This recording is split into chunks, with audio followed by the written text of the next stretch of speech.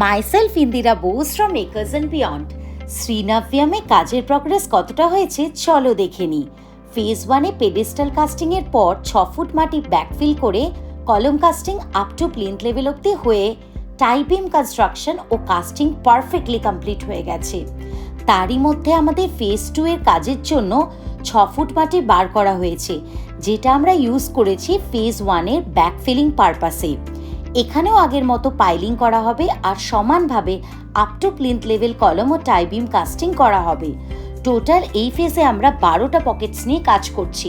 তার মধ্যে 4টে পকেটস 2.4 মিটার বাই 2.4 মিটার, 2টো 3 মিটার বাই 3 মিটার আর বাকি 6টা পকেটস 2.7 মিটার বাই 2.7 মিটারের।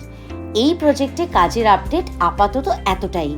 আশা করছি যারা বুকিং করেছো তাদের কাছে ওয়ার্ক প্রগ্রেসটা অনেকটা ট্রান্সপারেন্ট থাকলো। Do not forget to like, follow and subscribe to get more such updates. Thank you.